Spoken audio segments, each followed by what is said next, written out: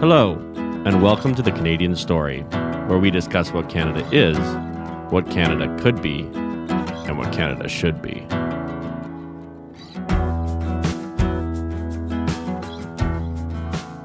Hello, everyone, and welcome to another episode of the Canadian Story. I'm joined by my co-host, Zach Gerber, and my good friend, TBA captain, and Alberta legend, Vince Byfield. Vince, welcome to the show. Oh dear. Oh, Alberta legend. That's a scary one. Yeah. Nothing like being set up for a fall there. We'll see. I have high hopes, let's say. So here's what I'm thinking is, because you and I know each other well, and a lot of people in our circles know you and your dad's story well, but a lot of our listeners won't. I thought it would be good if Zach was the one that interviewed you and asked questions, because I'll probably go into the weeds, but Zach will get a good handle on it. So before we begin, Vince, why don't you introduce yourself to the listeners as if they've never heard of you before? Who are you? What makes you tick? Okay. What makes me tick? That could be lengthy. So who am I? My name is Vincent Paul Byfield. I am 58 years old now. And I was born on Lot 41, parish of St. Peter, 3 miles north of Selkirk, Manitoba, on a Métis lot, next to an old abandoned Indian hospital. I was raised by Christian communists, and who believed in what's been often coined muscular Christianity, and they ran at that time of their lives, they were running a boys' school out just north of Winnipeg, and so out popped me into that kind of milieu, and it was a very, very interesting childhood. So we moved when I was about 4 to Alberta. My dad started another school there called St. John's School of Alberta.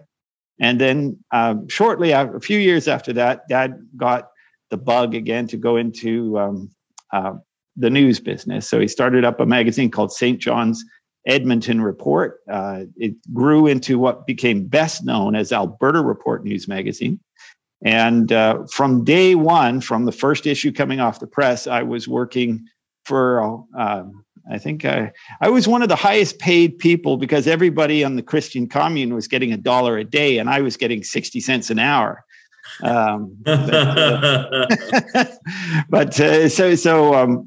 worked for a large part through the life of the magazine, and went on to manage BC Report. We moved into British Columbia, and I managed that one for a few years, and then eventually everything started to wind down. We can go into all the reasons for that, but essentially the magazine, there's only been, to my knowledge, one weekly regional news magazine. By regional, I mean like a province or a state on a weekly basis, and that would have been my old man's magazine, Alberta Report.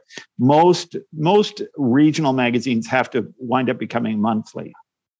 So anyway, it was a fun ride from 1973 to 2003, but by that point we had moved into book publishing, and so we now publish basically history books, focusing on Christian history, and of late I have now started to dabble in political waters, dabbing my toe in with to discover shark-infested waters with people like you, sir. Wait, are you saying David is the shark-infested water? He's the shark. Indeed. Yes. So you become Edmonton's captain for Take Back Alberta, which is a group that I've founded and are running the Edmonton chapter of that. So that's been awesome. But Zach, you've got the intro. Let's hear what you want to know. What is interesting? There's tons to get into there. I would like to start with, what exactly do you mean by Christian communist? Well, it's a good question, because of course Marxism or communism is essentially godless. But I mean communist in the sense that my dad, he started up the school basically with a bunch of other Christians, and they believed that they essentially took a vow of poverty, and so they did remunerate themselves to the tune of $1 per day, which granted had more purchasing power back in the 60s, but still not a whole lot, right? So they carried through with that right up until the late 70s. And that was the environment which I was born. First, it was called the Company of the Cross, and it was called St. John's because it was born out of a choir, a boys' choir, from St. John's Cathedral in Winnipeg, an Anglican cathedral. But Dad strongly believed, because he had gone to a boys' school called Lakefield in Ontario, which is fairly famous. Prince Andrew went to Lakefield and things like that. So it's a fairly hoity-toity boys' school, sort of like a Canadian version of Eton, very tough, actually. And Dad wanted to, I think, recreate that. And so the school had a very rigorous outdoor program. So in the summers, the boys would go paddling, and for long stretches. They went from Edmonton to Winnipeg several times. Wow. By paddling? Wow. Paddling, yeah. Whoa, yeah. That's no small feat. No. And they would also start in North Saskatchewan, and they would go basically to the Arctic Ocean. And another one they did was down to the Atlantic Ocean. Another one they did to the Pacific Ocean. They did another one to Gulf of Mexico. Those were the canoe trips. And then on top of that, in the wintertime, they had snowshoe races and snowshoe runs, which were between 20 miles and 50 miles. And again, these are kids, right? The kids were, for the most part, the school had grade 7 through to grade 12. But most of the kids, it's really astonishing. The one, I was only there as a student for 1 year, and I did the Methy portage, which was from Lac La Loche. Most often, I was going to the St. John's School at just north of Selkirk, the original one, St. John's Cathedral Boys School. And for the grade 9s, they would normally do the Grand Portage, which would be from Thunder Bay to Winnipeg. And that one, that particular year was a fire hazard. So we wound up going to the Methy up in northern Saskatchewan, and we'd go through down the Clearwater, hooked up with the Athabasca, up the Athabasca to Lake Athabasca, and then up the Slave River to Great Slave Lake. And so that was I think about a 900-mile canoe trip. So, but yeah. And how old were you when you did that? I was 13. Okay. Do you think anyone would be allowed to do that anymore? Do you think a group of gentlemen saying, "Hey, let's take 13 to 15-year-old kids out for an almost 1,000-mile canoe trip"? Do you think anyone would okay that anymore? Well, sadly, I don't think that would happen. But that's not because it shouldn't happen. I think it should. Yeah, so that is my follow-up question, because one of the things that I've observed in our society is that we have become significantly weaker, I would say, than previous generations, just kind of as a blanket statement. So having gone on that trip, what did you learn about yourself? Oh, what did I not learn? I think it's easier. By the way, when you began your first year, the first thing you did was a canoe trip. It was for when I went to St. John's.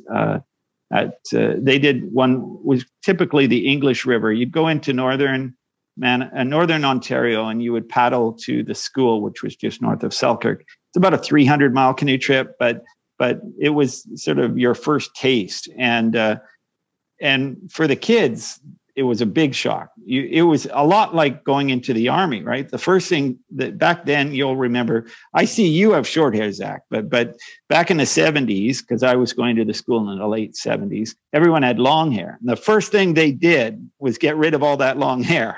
So, and there was the National Film Board did a movie, a documentary on one of those New Boy trips, and it's called The New Boys. And it's funny, you can watch it now online, you can Google it and watch it. But they did a fantastic job of getting the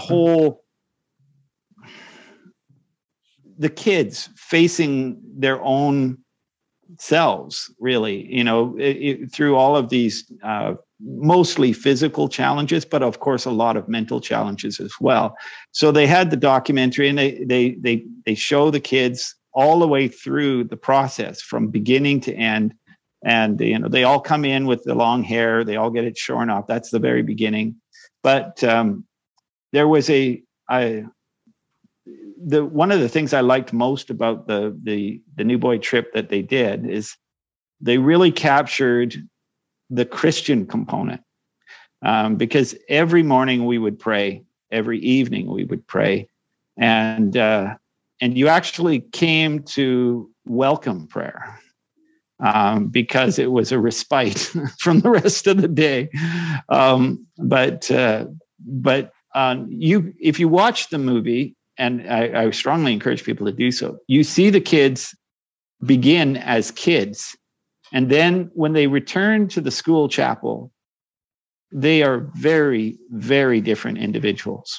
I would argue in many ways they've become men, but they're still quite young. But the thing is I tell people these stories, 1,000-mile canoe trips. One of the kids who went there, he went on to become a survivalist. His name is Robert Prentice, I think. I'll have to check that. You may have to. And he publishes books on how to go as a tourist to war-torn countries like Somalia and things like that. And he says that he went to a survivalist school. I think you tell kids now what I did, and most of the time they just don't believe you. They think you're lying, and I can understand that. So. Yeah. Wow. So I have a couple questions on that. One is, this transition from boyhood to manhood that you experienced, that you watched those around you experience, what do you think it did for you in solidifying your understanding of self and your place in the world? Well, I was still pretty naive, but I just look at the photos myself, and I can see that I came in. That was my first time leaving my parents, right? Because at that point we were living in Alberta, and I had to move into the dormitory in Manitoba. So I was apart from my parents. I was living with other boys, and that is always a daunting experience, just being in a boarding school, right? And in some ways, I can relate to the residential school things, because I was scared. You didn't know. All your life you've had mom and dad, especially mom, always there. And now she's a few thousand miles away. And you're basically at the mercy of a bunch of kids. Not so, and it can get pretty tough. It's a bit like jail, I think.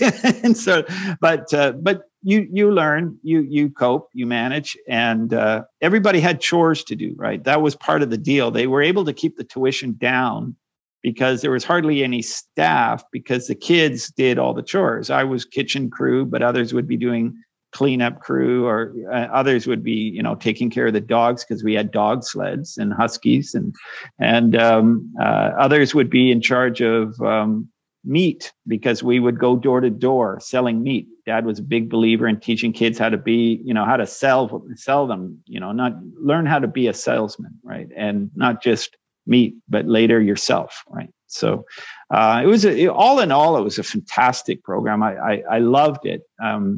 I didn't go back, but that was mainly because I found the quality of the education was not the best at that point. But the school had gone down. Dad had not been at the school for a while, and And I had been kind of spoiled because prior to that, I'd been going to private schools in Edmonton, Tempo School. And so I was a bit ahead of the rest of my class. And I was one of those conceited jerks that would tell the teacher what the teacher should have known, sort of thing.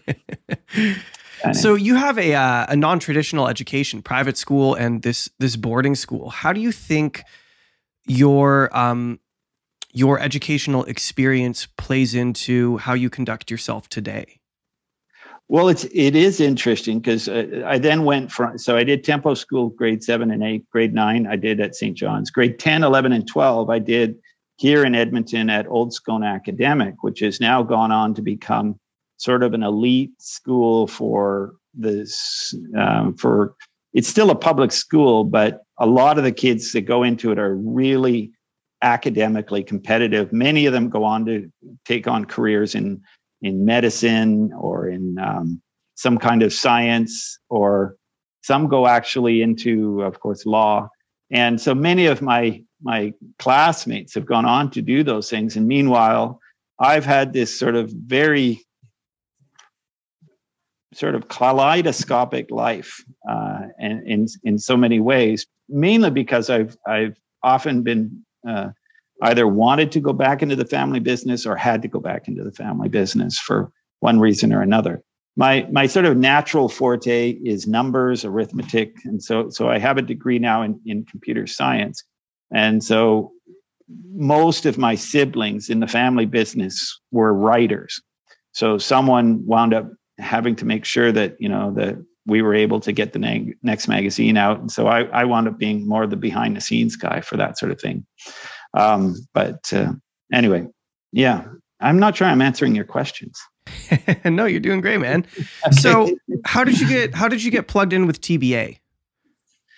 Well, so my dad passed away just before Christmas, and my dad and I'd started to really wrestle with the fact that we were big supporters of Jason Kenney, but the first thing I saw, we were supporters. The first thing I had a problem with Jason Kenney was on autonomy.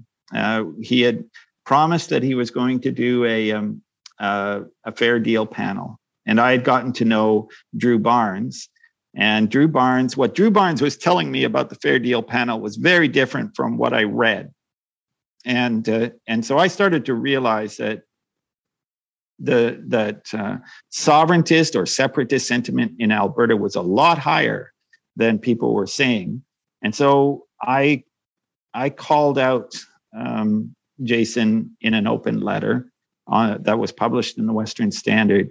And as soon as I did that, I discovered, I should tell you, Jason Kenney and I knew each other since the 90s, because when I was managing BC Report out in BC, he was running BC Taxpayers Federation. And then later he went back to Alberta, and he worked a lot with my brother Link. He had a campaign to try and stop the GST called Acts of Tax. And the two of them traveled around the country. They became very good friends. And I think Jason credits Link with his conversion from Anglicanism to Catholicism. And he then became a godparent to my niece. And anyway, so I'd always known him as a friend, but when I made when I went forward and published the thing sort of challenging him to essentially shit or get off the pot when it came to autonomy, then I discovered another side of Jason that I had never known, which is that he essentially has friends and enemies and very little in between. And he was still very fond of Dad, but there was this awkwardness now, because Dad was essentially, we had moved into Mom and Dad's house. We bought the house from Dad, and we were taking care of Dad. And but Jason, so there was that awkwardness. Jason wanted to be with, see Dad, honor Dad, be with Dad, but now he was mad at me.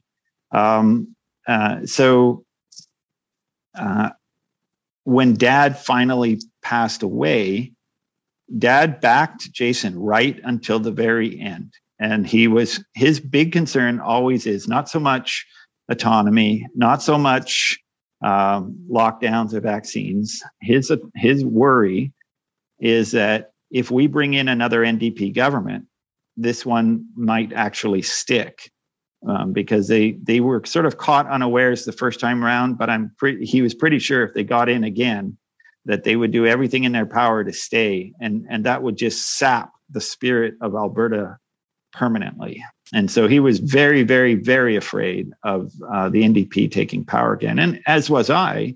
So when he passed away, and I was really doubting whether Jason would be able to carry another election, because he had lost the support of so much of his rural base. And so then I heard about this phenomenon going on in Red Deer, that some guy was running around the province causing trouble, and that would have been Parker. That sounds like David. And so yeah, I'd heard that there was at first I heard a number 8,000. I'm pretty sure I saw that in the press, that 8,000 people were going to travel from all across the province to Red Deer. Each of them not only had paid their $10 to be a member, which already put them in an elite group in Alberta. Hardly anybody's a member of a political party provincially. And but they'd also paid another $99 to then travel, which would take at least a day of their life, to go to the center of the province to do one thing and one thing only: punt Jason Kenney from office. And to me, that was absolutely astonishing. In my life, I had never, ever heard of anything like that happening in Alberta before. And later I was talking with Preston Manning, and I asked him and he said, no, that in fact, he could only recall a number of political gatherings exceeding 5,000 in Alberta, probably on one hand, let alone each of them paying $99, and it wound up becoming 15,000. So very clearly there was a really strong desire from from Albertans, primarily rural Albertans, to get this man gone. And so to me, that was a sign that because I am very much we haven't really talked about my own spiritual journey, but but let's talk about it. Let's talk about it if you want to. It's everybody has their own, but I thought that was a sign from God that what David was doing. I don't know David personally, but I knew that what was happening, because it was so astonishing, must be God driven. So I wanted to find out more. So I learned more about David. But if you want to go into the whole family's gone kind of wonky in terms of Christianity in one way or another. We all started Christian. We were all Anglican, obviously. We very dedicated Anglicans. Dad always said the Anglican Church, he didn't leave the Anglican Church. The Anglican Church left him in terms of their doctrines, right? They started going united on so many things. First, the one that, this will probably irritate a lot of people, but the one that really got him going was female priests, right? He thought that was a very bad sign, because he saw that as a breaking from the traditional biblical family unit, with the male being the primary sort of non-family occupation, and the wife very much focusing on bringing up the next generation as best as possible, and everything else in between. So, but it obviously put a lot on. I understand why things have happened the way they've happened, but that was Dad's view. So he left the Anglican Church. He joined a thing called the Anglican Catholic Church. I was still a youth at that time. Anglican Catholic Church is just essentially a bunch of disgruntled Anglicans who don't want to. Anyway, so he joined that, and he realized that it wasn't going to go anywhere. So he had to choose. He had to either go Catholic or he had to go Orthodox. He didn't trust the Protestants anymore after the Anglican experience. He wanted to go to something that was going to be there for the rest of his life, at least, and not go nuts on him like the Anglicans had. So that wound up for Dad being Orthodox. So he became Orthodox Christian. Meanwhile, Link went Catholic, and I started to go Catholic. I converted. I started doing the RCIA program while I was still in BC, and then I met my wife. At the time, we were still dating, and I was just in the process of converting. And so I tried to get her to convert as well, because my wife is from mainland China, and we'd met there, and she wanted, she really tried to be a Catholic, but she had converted to Christianity in China, and had always been told the Catholics were not Christians. But the more she learned about the Catholic Church, the more she didn't like it, because it was a worldwide centralized authority. And on her personal situation is she came from upper middle class on both sides. And during the Cultural Revolution in China, both sides of the family got really severely persecuted. And so she has zero trust for large centralized organizations. And here she was with this guy who's trying to get her into the Catholic Church. And the more she learned, the less she liked it. So finally, but at this point now we were married. And so she said, I can't do it. So we wound up first trying out a few Baptist churches, and then we wound up going Pentecostal. So there's been some interesting stories along there. I did do a dalliance, which through a lot of heretical stuff prior to my wife.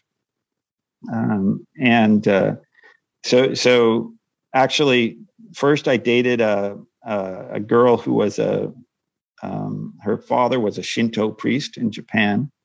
That didn't work out. And so then I started dating a girl who claimed to be a Wiccan priestess, and that didn't work out. All around the map. Those are two polar opposites. I feel. You were just trying out all the religions. That's right. That's right. I was. So there, I think I didn't have the guts. The Wiccan priestess was trying to groom me to be a warlock, and that if you know anything about that, if you're familiar with the term skyclad, I was not keen on being a warlock. But anyway, so then I started dating Grace, and I remember my mom when I first told her that I was dating this nice Chinese girl, she just said, "Just tell me one thing, Vince. One thing. Is she Christian?" And I said, yes, she converted in China. My mama,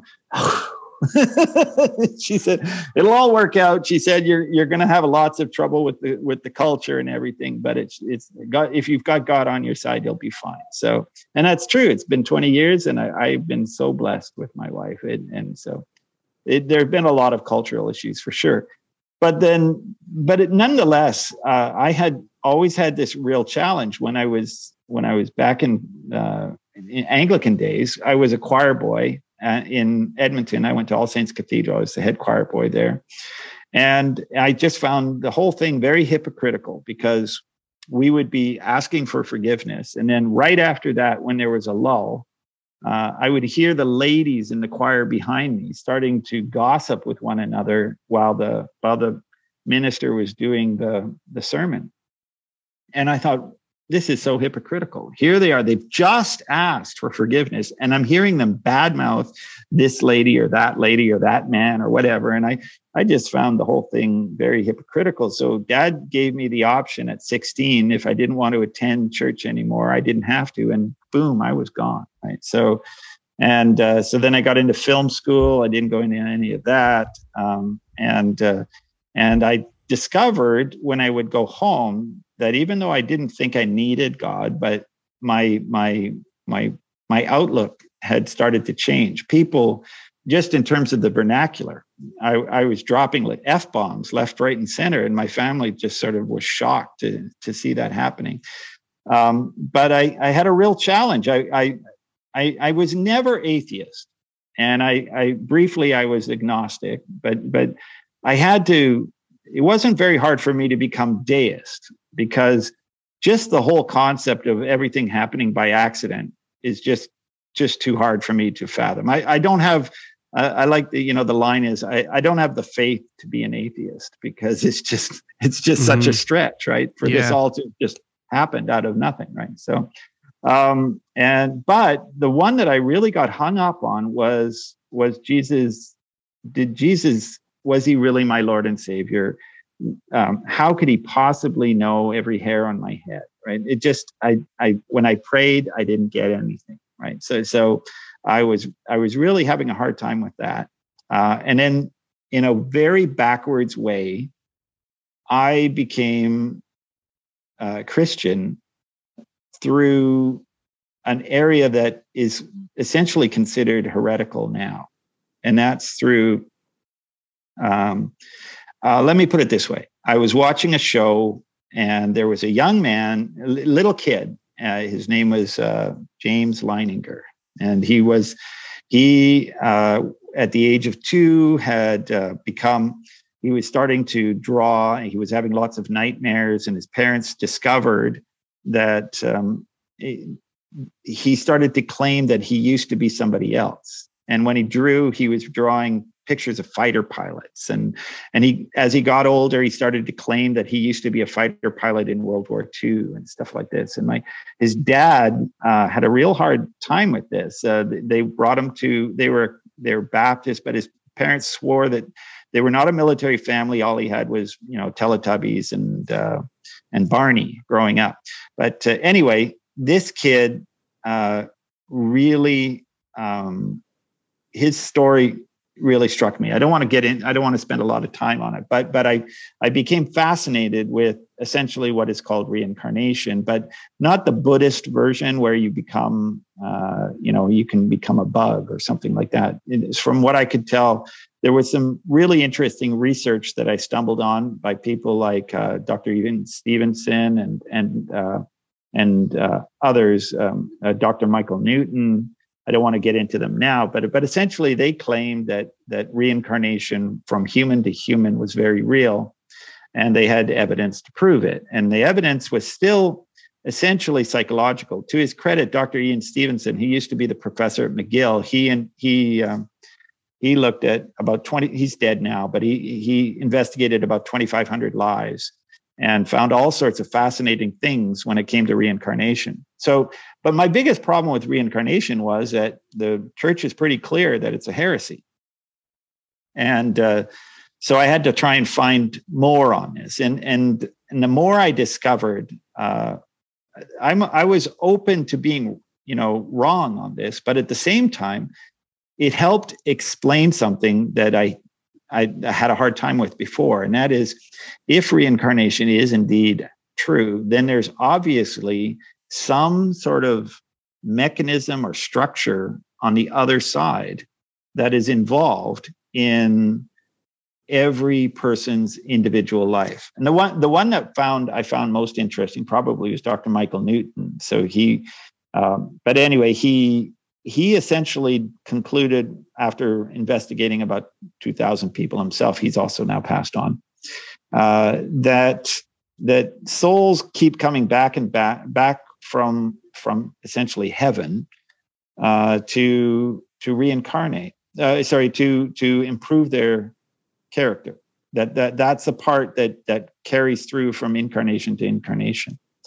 And so at the end of the day, this was very concerning to my wife, that I would be looking into reincarnation all this time. And she thought it was a bit like being a 9/11 conspiracy theorist, that it just was not a good way to spend your life on. And I could see that, it can very much preoccupy you and make you unproductive in this life. But when I did confront priests about this, because the evidence is pretty strong, but it's all testimonial. It's not physical evidence, it's testimonial. And their standard response was that it was the devil. And I had a hard time with that, because people like Leininger, when he got older, he grew out of it. And so I didn't see it as being, so eventually the thing I did discover is that often our previous lives, we go through quite a lot of trauma by design. And so therefore, the reason why we can't recall it is it's for our own protection. That the previous lives, if we knew what's coming up next, we wouldn't want to stick around.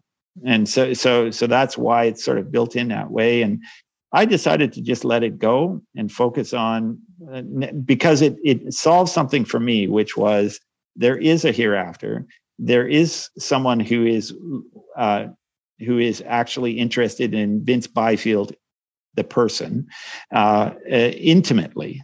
And if we're not supposed to know, then that's probably by design. So I just let it go, much to my wife's relief. But oh, you have been on a journey. So throughout this journey, like what would you say? It seems like what changed for you was you weren't really sure if there was a personal care, let's call it, for your existence, to believing that there is one. Yeah, do you remember exactly. when that happened, yeah, absolutely. And but for me, I'd sort of, by the time I was in my 30s, I had reached that there was some sort of creator, but that didn't mean it was a personal creator. You remember The Hitchhiker's Guide to the Galaxy? Oh, yes. One of my favorite series. Yes.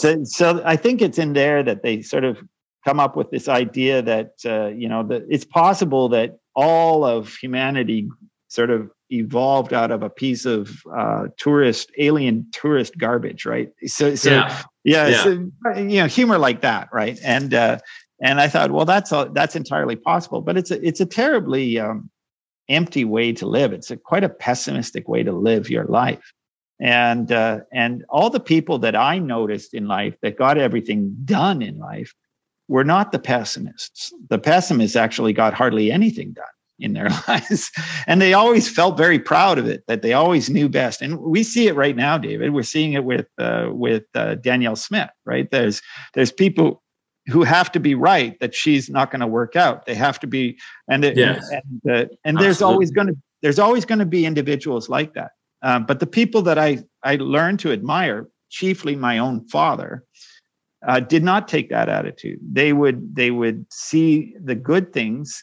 They would focus on the positive things, and then they would drive with all their effort to those things, to make those things more perfect, more good, more. And so, and I just saw it as I got older and more mature, and I saw all that my father was accomplishing. I realized that the best thing I can do is emulate him as best I can with the time left that God has given me. And so I don't worry about stuff like reincarnation anymore. If we're going to come back, we're going to come back. God's got it all under control. The most important thing to do is every minute of every day, try to do as much as you possibly can for the glory of God.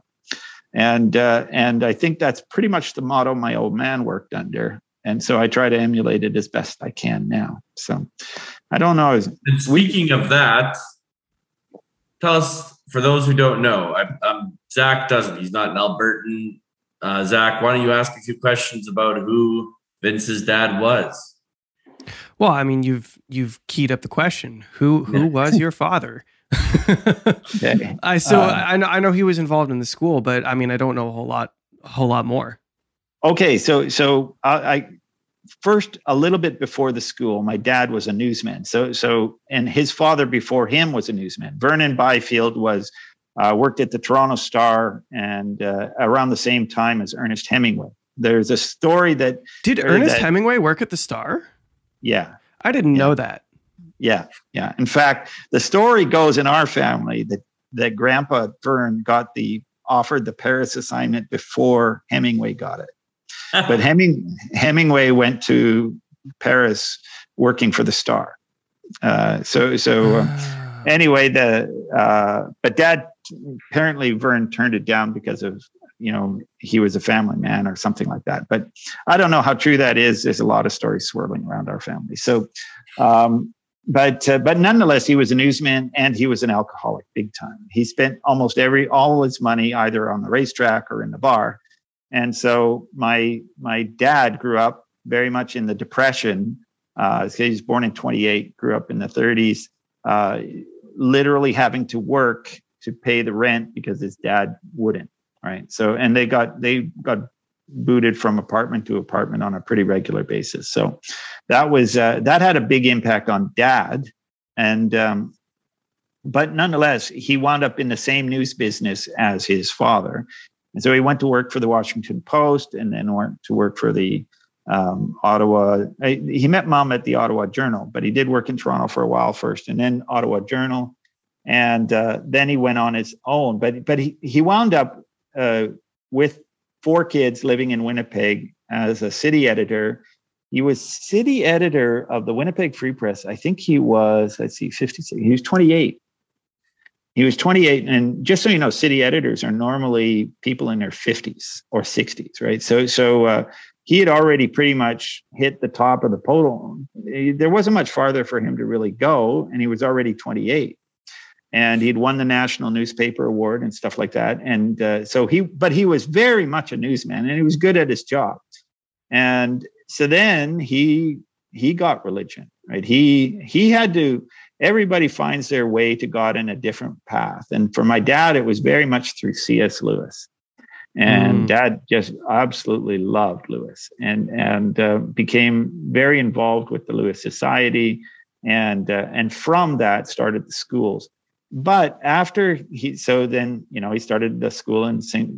Selkirk, and then he started the school in Alberta, and then from that he got the bug again to basically teach in a different way, rather than teaching kids, teaching adults, because he sensed that the media was drifting very much away from its Judeo-Christian roots. So he wanted to create something like Time Magazine. Wait a minute. The media had Judeo-Christian roots? Unofficially. Yeah. Okay. Yeah, I get you. No, I mean, they're all alcoholics and stuff like that. Well, no.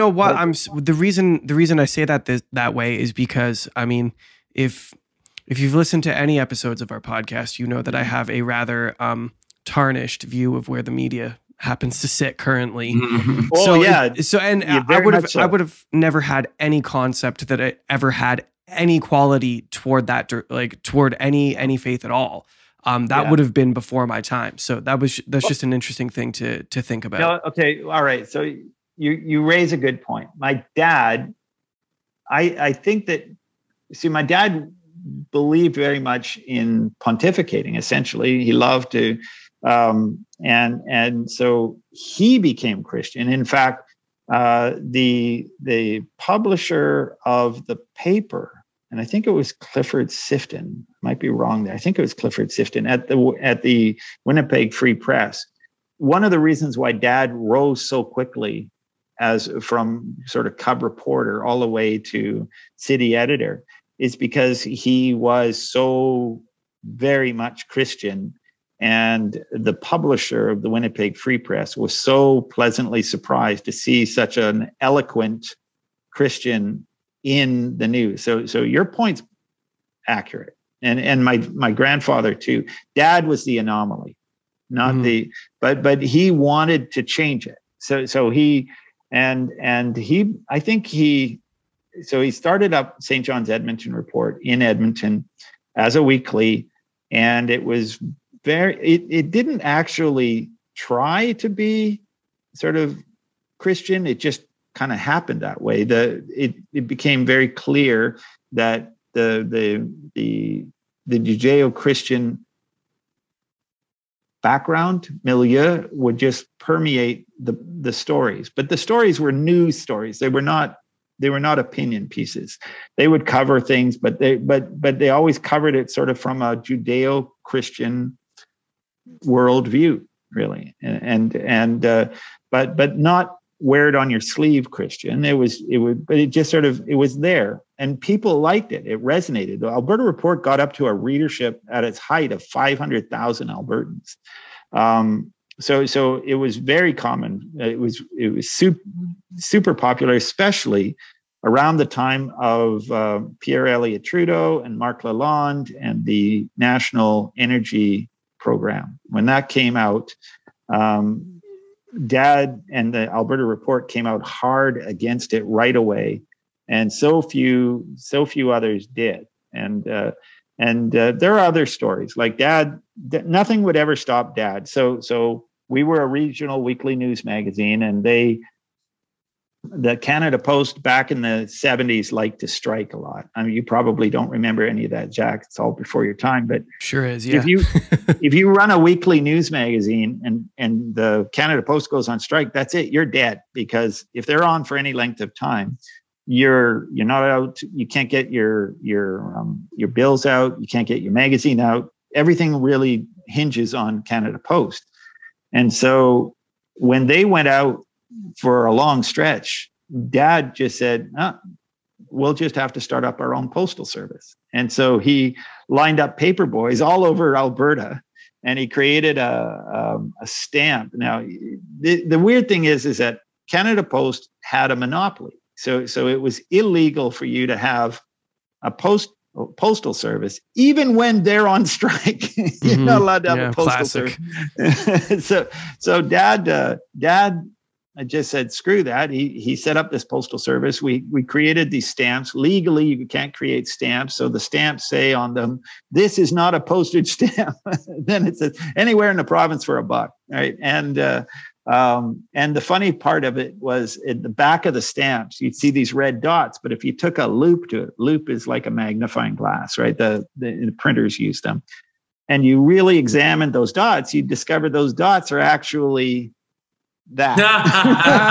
So for those of you just listening, the little dot was actually the old bird, the old 1-2 the one finger salute, the socialist. Yes.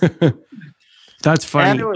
I can't believe he started it. I mean, I guess the loop is it's not a postal service. It's just a delivery company. Exactly. Yes. Right. Yeah, we could have tried that one with the Canada Post lawyers, but anyway, fortunately it didn't last that long. But yeah. So I want to ask you a few questions about Alberta. And this is I love lobbying this question to people from Alberta, because I think the answers are very, very interesting. Mm-hmm. Why do you think Alberta is fighting a civil war between Conservative and NDP politics? What is the attraction of the NDP party to Albertans? Well, I say that the NDP are attractive to every province. I would say that Alberta has been the most resistant to the NDP. I don't know. Parker would be able to comment on that better, but I'm pretty sure that Alberta has, on the whole, we've only had the NDP in power once, right? For 4 years out of 117. So 96 to 97% of our time has been not NDP. So maybe I have a skewn view of what that actually looks like, because all of the Albertans that I talk to, I feel like now that they're suffering from PTSD from those 4 years, and that they're all emotionally damaged and terrified of it coming back. We don't want them back. We don't want them back. Yeah, so that's fair enough. So you're the head of the Alberta chapter of Take Back Alberta. Well, the Edmonton chapter of Take Back Alberta. What is your heart for the province of Alberta, and what do you hope for Alberta's future? What, if you could call the shots, what's your vision? Oh, my vision is to bring us back to the past. And I mean that in a sense of I literally pray for righteous governance in this province, and that might scare some people, but I have to go back in time. I'm going to share with you a little bit, Zach. I'm just going to ask you, because you've lived in Alberta. Who would you say was the best premier we've ever had?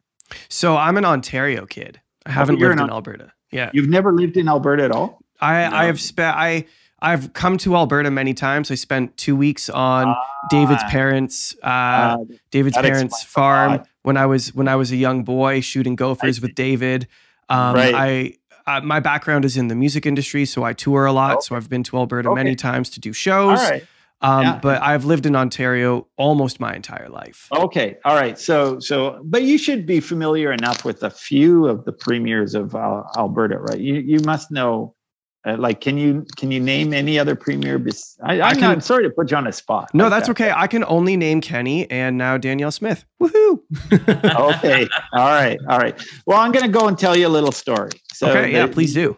Here is 1935, and this Alberta has had 6 premiers. The last one had a little bit of a scandal. Won't go into that, but it's right in the depth of the Depression, right? 1935.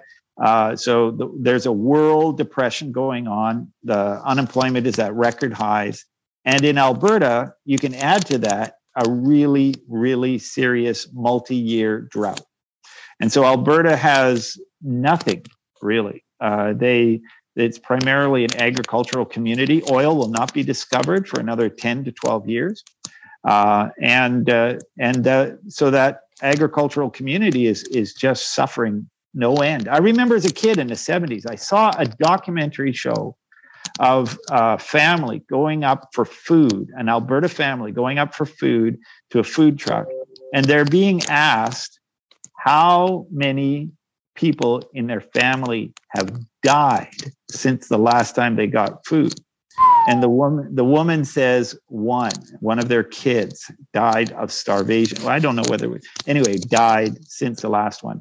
And I was just like, I was just stunned when I saw that. And we don't understand, Canadians, we're actually ridiculously spoiled compared to the rest of the world. But in Alberta, at least, we had a taste of what happens in other essentially third world nations and that. So there's Mr. There out of all of this comes a guy called William Aberhart. And so William Aberhart, he had come to Alberta. He was a high school teacher, regular high school teacher, but he got religion. He became saved, and so he started his own school. Called that school the Calgary Prophetic Bible Institute. And he starts getting a bit of a following, and then he starts a radio show every Sunday, province-wide, called the Back to the Bible. And so during this depression, people are listening to this guy, and he's got some pretty crazy ideas about money. I'm not going to get into that right now, but they elect him. They turn him into a premier in 1935.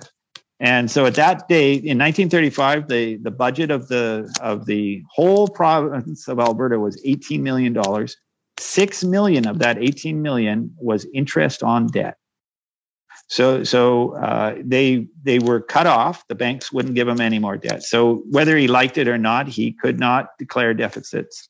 So actually, over the next 5 years, he actually creates a surplus. He pays off about $3.5 million, but he also defaults on a few others. So he's now in the bank's bad books because he's defaulted. So, but war happens, so that starts to turn things around. But he dies in the middle of the war, 1943, in his second term. Guy takes over, was the first graduate of his Calgary Prophetic Bible Institute. And he was a farm kid from Saskatchewan who had heard the radio show as it spilled over into Saskatchewan. And he becomes premier, the next premier, and his name was Ernest Manning. And so Ernest Manning is our premier in Alberta for 25 years. He got elected 7 times. He is the second longest premiership in the history of Canada. Never once does he declare a deficit in all 25 years. And he also sets in motion, he had this vision, they had known about that sticky stuff up on the banks of the Athabasca River ever since Peter Pond and Alexander Mackenzie had canoed by, but nobody had been able to figure out a way to really separate the oil from the sand. But Manning had it on his heart to find a way to do it. And he partnered with this Christian businessman in the U.S., a guy by the name of Q, and they set up, who ran a company called Sun Oil. And they figure out a way to do it sustainably. And but then they get into a problem over who gets the bigger piece of the pie. And so Christians argue just like everybody else, and they couldn't agree. So they bring in a guy to help mediate that they both know and trust. Guy's name was Billy Graham. So Billy Graham, none of this, by the way, is ever taught in an Alberta school. It's not in our curriculum at all. It should be. Billy Graham is involved in early Alberta oil? Yes. That's fascinating. Yeah, and so they reach an agreement, and from that came the Canadian Oil Sands Company, and literally trillions of dollars have poured into Alberta and out of Alberta since, right? And all of this came from one premier. So he balanced his budget every single year for 25 years, and he set in motion the oil sands industry, which we have been benefiting for decades ever since, and are still benefiting from, all from one premier. So I would argue that premier is our best premier by a country mile. Now, there's another part that I need to tell you, and that is that, so my brother Link, we've been involved in politics since the 70s, and he ran in 2012 as an MLA for the constituency of Westlock, Morinville. And during that election, I scrutineered, and my brother had started a party called the Wild Rose Party. And so while I was scrutineering, the guy beside me was scrutineering for the Progressive Conservatives, and he'd been with the Progressive Conservatives since the Lougheed, so 40 years almost. And that was a year of the quote unquote Lake of Fire incident. That there was one of the Wild Rose candidates, a guy by the name of Alan Huntsberger. David Staples from the Edmonton Journal had run an old piece of his that they found that showed that he was a pastor, right? And he had dared to criticize homosexuality. And so they labeled him as, a homophobe or whatever so initially the leader of the Wild Rose Party at the time was Danielle Smith. And she originally defended him, but then she caved and decided not to defend him. And I think she regrets that now. She probably thinks that she should have stuck to her principles. But anyway, that created a bit of a kerfuffle. And so we were talking about that during the scrutineering, because scrutineering is a terribly boring job, when everything's going right, unless Trump is running for president. And then scrutineering is a very interesting job. But anyway, he said to me that they would never, meaning the PCs, would never let that happen ever again in their party. And I said, well, how can you be so sure that it won't happen? He said, well, that's simple. We're never going to let a pastor run for office ever again. And I said, wow, where is that in your rules? And he said, oh, no, it's not in our rules. It's not in our bylaws. But it's very, very true, very real. And so I went home and I looked at the bios online of all of the 87 candidates. And sure enough, not a hint of Christian leadership in any one of them. And that's been the case ever since, both for the PCs and then for the UCP, and of course for the NDP. So essentially, pastors have been effectively banned from public office for the last 10 years. Meanwhile, if you'll recall, I pointed out that our best premier by far was that Ernest Manning guy, who, by the way, all 25 years, every Sunday, he continued that radio broadcast on Sundays back to the Bible, only now he made it nationwide. So we had very much a Christian leader as our premier.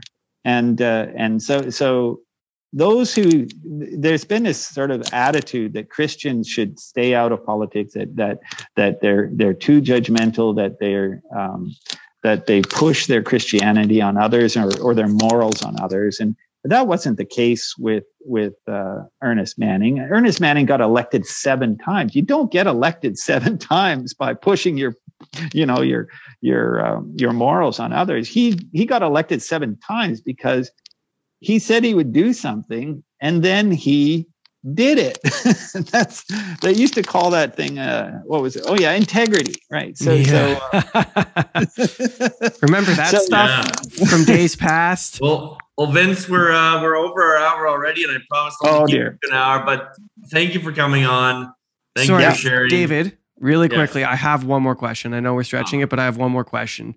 So, understanding what I understand about the history of some of the history of Alberta's premiers now, what are your hopes for Danielle Smith? Well, when I interviewed her, I gave her, I think she's got fantastic potential, but she's a spiritual newbie, right? She's spent, so I'm praying, frankly, that she'll get saved. And so when I interviewed her, I gave her a copy of my dad's first book, which is essentially the story of how he became a Christian. And I see a lot of similarities. She's very, very intelligent and she's very wise now, but she still hasn't become enlightened in terms of the Lord. And I think if she does that, if she were to take on that as well, if she were to start to grow spiritually, wow, she would be an amazing, amazing premier. And might very well rival Ernest Manning. But if she doesn't, I think then we're going to have to keep looking for our David, so to speak. And I don't necessarily mean you, Parker. Yes. David's been known to throw a stone or two. To lead the people of Alberta out of this wilderness that we're in. Well, thank you so much. That I really appreciate your insight and you taking the time to have a conversation with us. And I hope we get a chance to talk again soon. Yeah, I hope so too. Thank you for listening to The Canadian Story. You can find us on Instagram and Twitter at The CAD Story. That's the CAD Story. If you enjoy this podcast, please share it with your friends and family. Let's work together to remind Canadians how great their country is.